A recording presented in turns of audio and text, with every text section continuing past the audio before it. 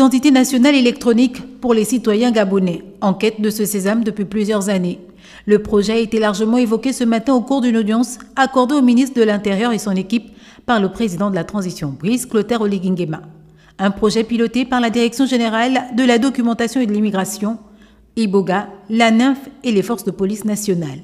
À ce jour, il faut dire que le dossier a considérablement avancé. Nous avons rempli les obligations d'ordre juridique. Donc nous avons aujourd'hui tous les textes qui nous permettent d'établir la carte d'identité. Nous avons rempli également une partie des obligations logistiques.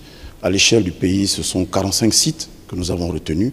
Et il y a quelques semaines encore, je me trouvais dans certaines provinces pour voir un peu l'état d'avancement des travaux d'établissement de ces sites. Donc de ce point de vue aussi, nous avons de grosses avancées, même s'il est à noter que d'autres sites sont encore en cours d'aménagement. Et cela va dépendre bien évidemment du budget de l'État. Parce qu'au titre du budget 2024, nous avons une inscription qui nous permet de prendre en charge cela. Avancement également au niveau purement technique. Parce que nous ambitionnons d'avoir une carte nationale d'identité électronique. Ça veut dire qu'il renforme une puce avec un certain nombre d'informations utiles. Et là, il y a toutes ces contraintes d'ordre informatique, d'ordre technique pour lesquelles il fallait solliciter du chef de l'État un certain nombre d'instructions.